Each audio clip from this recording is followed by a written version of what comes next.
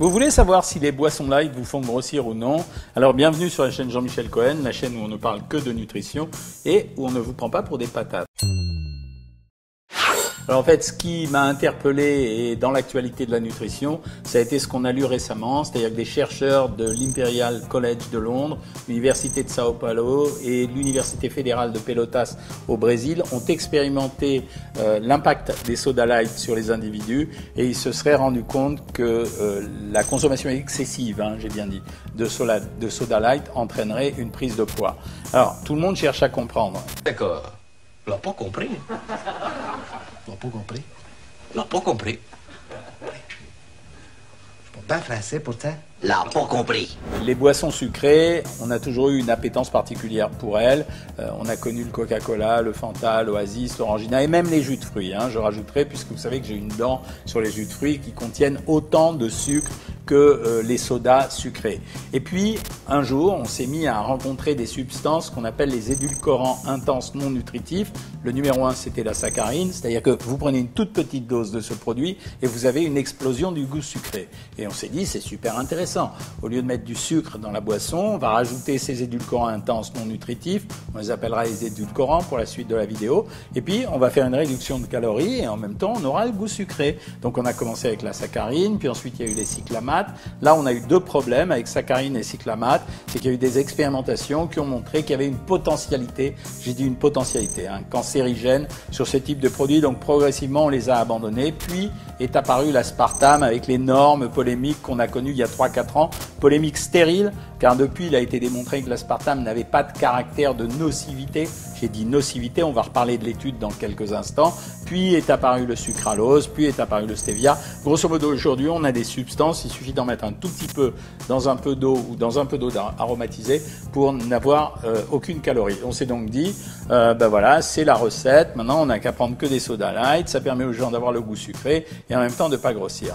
Sauf qu'il y a toujours eu un doute là-dessus. Parce qu'on s'est dit que le cerveau humain, il fonctionne avec des récepteurs et que le récepteur, il enregistre, quand on lui donne à manger quelque chose, il enregistre ce quelque chose et ensuite il le mémorise et il le transforme et il donne toute une série d'informations et c'est là-dessus que porte le problème. Or, ce que disent ces chercheurs, c'est quoi? C'est qu'ils disent, quand vous consommez des boissons sucrées, vous excitez l'envie du goût sucré, mais vous n'avez pas eu le sucre qui a rempli sa fonction, c'est-à-dire d'aller alerter le récepteur comme quoi vous aviez reçu le sucre. Et en fait, ce que ça déclenche, c'est une augmentation de l'appétit vers d'autres substances que le sucre. Autrement dit, comme j'ai pas eu mon contentement en termes de sucre, mais que j'ai cru quand même l'avoir, je vais aller me rassasier sur d'autres produits et en particulier des produits gras. Et donc c'est ce qu'ont montré ces chercheurs en disant quand les gens consomment des boissons light, donc je parle de tous les sodas que vous connaissez, eh bien ces sodas light n'entraînent pas une surconsommation de sucre derrière, mais ils entraînent une augmentation de la consommation d'autres substances que le sucre qui serait à la limite presque problématique.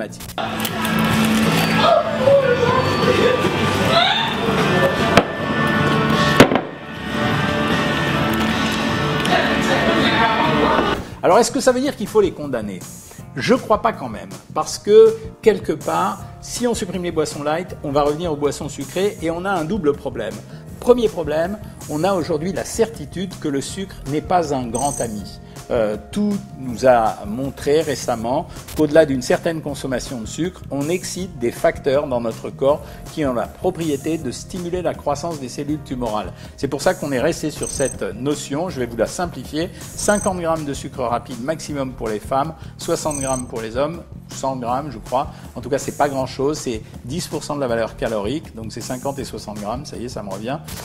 50 et 60 grammes, donc ça veut dire que c'est pas beaucoup parce qu'on en trouve dans plein d'aliments, le sucre. Quand vous prenez une viennoiserie, un croissant, il y a un peu de sucre dedans. Quand vous prenez un thé et que vous mettez 2 sucres dedans, il y a du sucre. Donc le sucre, c'est quand même une demande vraiment scientifique à l'heure actuelle d'une limitation. On n'a pas dit une suppression, mais d'une limitation. Donc ça signifie pour moi que la conclusion à tirer de cette étude, c'est il ne faut pas jeter le bébé avec l'eau du bain. Il faut dire que les boissons light, c'est à mesurer comme le reste. Ça veut dire que fini le coup de dire j'y vais, c'est light, je me tape 2 bouteilles. Mais pourquoi est-il aussi méchant? Allez, si vous buvez 1 ou 2 canettes par jour, c'est bien. Au-delà, on n'a pas de certitude. Alors, ça demande à être confirmé sur le fait que ça soit totalement inoffensif. Donc, vous savez tout. Cette expérience, c'est le préliminaire. On va attendre la confirmation de ça. Dans l'attente de cette confirmation, nous tous, la communauté Savoir Maigrir et vous qui regardez cette vidéo, on fait quand même attention. On se limite à 1 ou 2 canettes par jour et ça suffira.